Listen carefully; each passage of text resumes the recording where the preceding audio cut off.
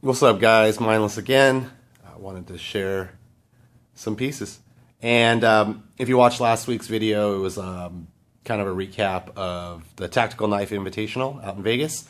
And one of the scores that weekend was this piece right here. This is from GTC Knives. It is a Stampede model, but this is a pretty special one. This was Gus's open bid piece, celebrating his 10th anniversary as a knife maker, as GTC. And I was just lucky enough to get it, and it's pretty out of control. Honestly, you know, I like dress configurations, and I think this one takes it to a whole nother level. What we're looking at is zircotai handles, and it's done in like a bronze and purple anodizing. Damasteel bolsters, which are sitting proud. If you take a look, they're actually lifted off the scale. Damasteel pocket clip, and then a Damascus blade. So as far as choosing exotic materials, this is as crazy as it gets, in my opinion. And Gus knows how to do it better than anybody. It's got a the spring-loaded tab as the flipper, which you've seen in other videos. But this is just one of those pieces that, I mean, when I saw it, I needed to have it in the collection. And after that TKI video, I think it needed its own video just because how crazy it is. So I wanted to compare it to the other Stampede I got. This one I got from G7, and there's a full video on it. But for now, let's just take a look at this thing. It is just ridiculous. It's all nickels. All the metals are from Chad, I believe. If you take a look on the inside, you'll see he even notates it. It says SLT, nickels, 2016, 10 years. And for me, it makes the knife that much more special. This is kind of a celebration, or this is Gus saying, you know, this knife represents his anniversary well. And honestly, I'm just stoked to have it in the collection. Check out the backspacer on this thing too. I mean, this video is just going to be like kind of oogling this thing because it's that ridiculous. But he's using the Damascus that he used on the blade, big thick chunk of it to use as the backspacer. And a lot of times you'll see Gus do like a sandwiched back spacer, but this one's floating. You can kind of see through. But it's one solid piece of Damascus, hand checkered, and then you can see the pattern in the steel. It's just gorgeous with a lanyard hole, and then Gus's kind of well-known custom hardware, a custom pivot, both sides. And it's crazy. I've never really seen a piece that had Damasteel and Damascus mixed, but it works, and it looks amazing. It truly, truly does. Yeah, those guys in Sweden know how to make good steel, honestly. It's pretty amazing. But another thing to kind of notice on this piece, and what jumped out to me and like immediately when I saw it at the show, was how thick it is. You know, I'm familiar with the Stampede because I've had one now for a few months, and it's a great knife. This thing literally is double the thickness, and it probably weighs twice as much as well, but it fits in the hand great. So flipping action right there. And this one you can either like reload, you know, preload rather, and fire, or just swipe your finger across. But there it is, guys. The 10th anniversary zircotai Stampede from GTC. Gus is just straight killing it. Absolutely beautiful knife. And, you know, aside from sharing the piece with you and kind of all of us gawking at Gus's work, I wanted to break this out, but also kind of compare it to the standard, I guess, air quote, standard Stampede. This one, there's a full video on it. Damascus bolsters, Mokotai pivot collar. It is a crazy bolster lock. The Damascus actually acts as the over travel and prevents it from overextending. SLT, and effectively, it's the same knife. I mean, they're the same model. So shape-wise, from the side, they're exactly the same. However, when you take a look at the thickness, that's where the differences really start to stand out. Unbelievably thick. The blade steel, I think, is the same, the thickness, but the handles are just ridiculous. And if you include the Damasteel, I guess, overlay or whatever, it is literally each scale, each side of the handle is twice the thickness of the standard Stampede. And it's a weird model. You know, when it came out, I was like in the midst of collecting airbornes. I was trying to get my hand on, you know, different airborne examples, different airborne configurations to see which one I liked the most, to find the one that had the best action. And I ended up coming across that full Damascus airborne, which I did a video too. So if you look back, you could see that. And then Gus kind of brought this to the Gathering out in Vegas, and he actually won, I believe he won Best in Show Knife with the Stampede model. And he brought two. He brought this one and another one that had like a little bit of blue anodizing in here. I don't think it had the Mokutai collar. But when I saw the piece, I was taking delivery of it at that show.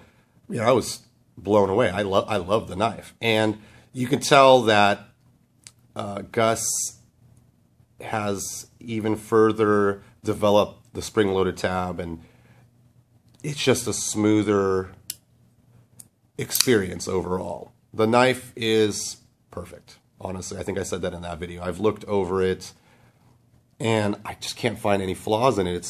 Everything is perfect. And Gus's reputation is, you know, is that. Everything that he makes is like over the top and perfect and beautiful. And I thought this was it for me. Like, honestly, I thought this was the ultimate Stampede. At that point, he had not made the full Damascus handle Stampedes, which there are videos online. This was the first ones I had seen, so, you know, I'm stoked to have it. Damascus, it's got all the good stuff. When I got to Vegas for TKI and saw this, it was it. It really was. I don't know, it's just the contrast of all the different materials is stunning. And I had to give you guys a close-up of it just because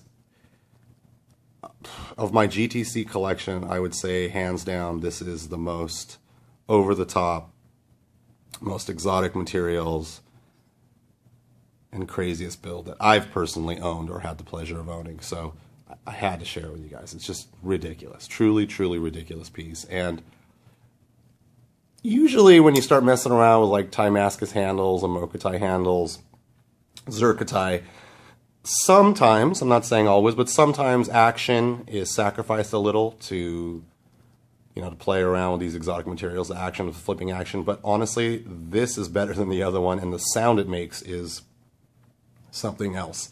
It sounds like, I think the Zircotai like resonates at a different frequency. I have no idea. Honestly, it just has a much higher click on engagement, and it's a very, very satisfying like clunk when the lock bar engages, so you hear that. It sounds metallic. It almost sounds kind of like a firearm. Very, very, very cool sound. And I'll close a very nice click. That's pretty loud. I don't know if it's translating on the video, but I had to, guys, I mean, this thing is just way over the top. The other knives I scored were far more normal, if that could be said of a Barker and a Randolph, but, you know, tie handle, satin blade, kind of more what we're accustomed to. This thing is just ridiculous, you know. When you go into full dress, normally you don't go into gigantic knives just because it's a kind of technically a gentleman's carry. This thing is huge. Almost 4-inch blade, extremely heavy. Honestly, I doubt I will carry it often just because it does not disappear in the pocket. Twice as thick, twice as heavy, you notice it's there. However, if you're around other, you know, if I find myself around or going to be hanging out with other knife nuts, this is the kind of piece that long discussions can start just by handing another knife nut this knife. And it is just absolutely crazy. I mean, look at the checkering. It's all done by hand.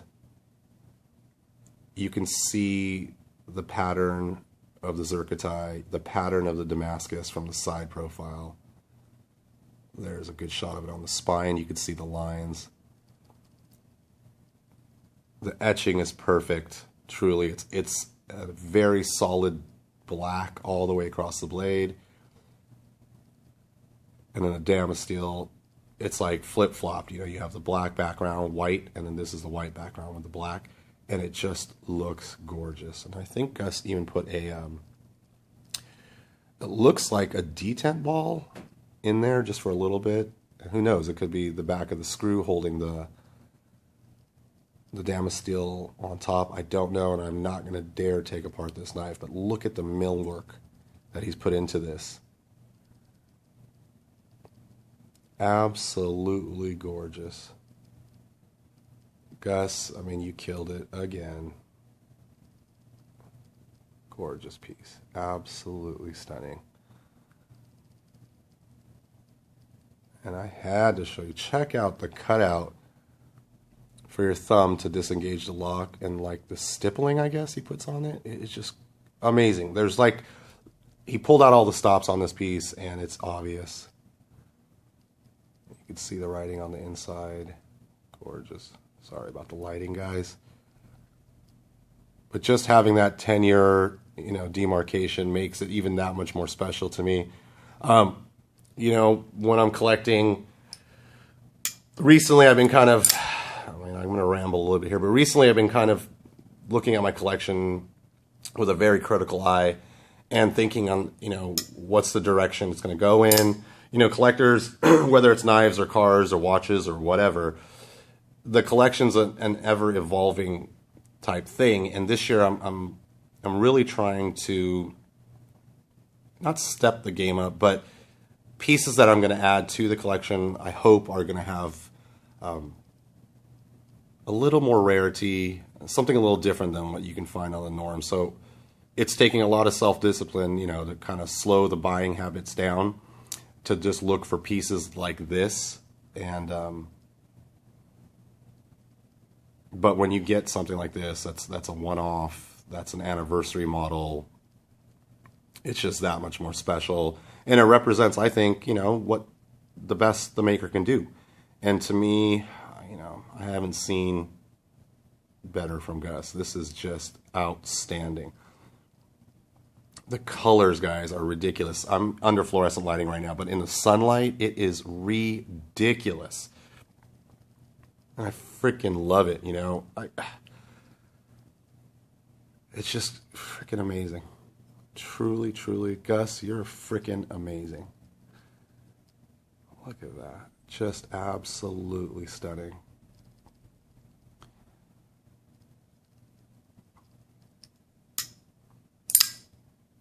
Crazy. Truly. So, that's the Stampede, the 10th anniversary from TKI. And there's the other guy from G7. And it is just, I mean, truly night and day. This thing just feels so light compared to this thing. It's ridiculous. Like, this is a big knife. I don't carry it often because it's almost a 4-inch blade. It's kind of big. But compared to this is like lightweight, amazing. And to be honest with you guys, I'm going to be getting rid of this piece. To have two, it would be awesome, but I think this one represents the best example of a Stampede. And I'm very, very happy with it. Just a gorgeous, gorgeous piece. And take a look at how he like left a cutout so you could see the zircotite behind the bolster. Just, that's the detail, attention to detail that kind of elevates makers and puts their knives up on that super Grail status, you know. And this definitely is up there, for me at least, in my opinion. I know Gus's work isn't for everybody. And to be honest, I come and go. Like, there's some models I love, some models I don't love as much, but this is one that it speaks to me. And I know it's ridiculous. It's over the top as far as, you know, all the coloration and the materials used, but for an anniversary piece to represent 10 years of GTC knives, I think it's perfect. And, you know, congratulations, Gus.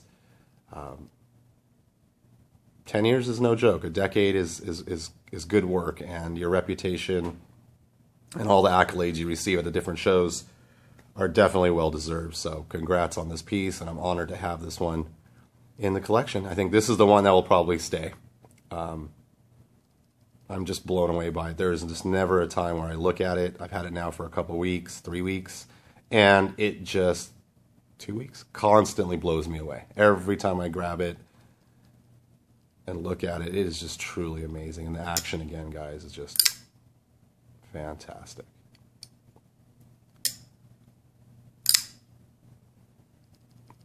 Look at this. I mean, look at even the, I don't know if it's going to come across. It's like the spacers to make the back spacer floating. Those are like even like anodized gold. That's the attention to detail that separates knives, you know, from Grail knives. What makes them so attractive to people is it's that attention to detail. It is really all about the little things.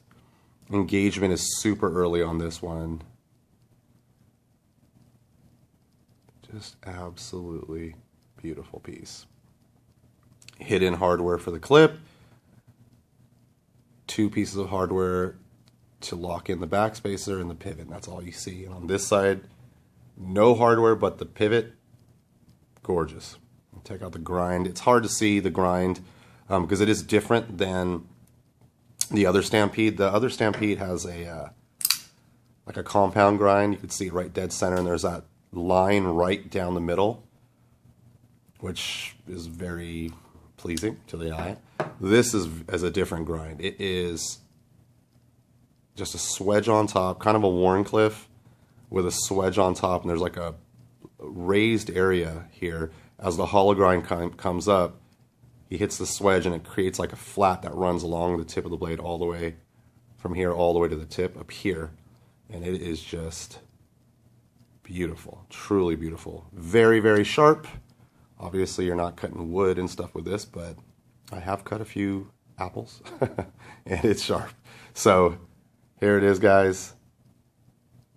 This is the 10th anniversary Zircotai Stampede from GTC Knives, and yeah, I wanted to share it with you guys. So again, thanks for stopping in and continuing to support the channel, watch the videos. I truly appreciate it. Leave a excuse me, leave a comment below, and I'll always try to answer. And if you dug it, throw me a like. Please subscribe for more vids. I'll see you on the next one. Take it easy.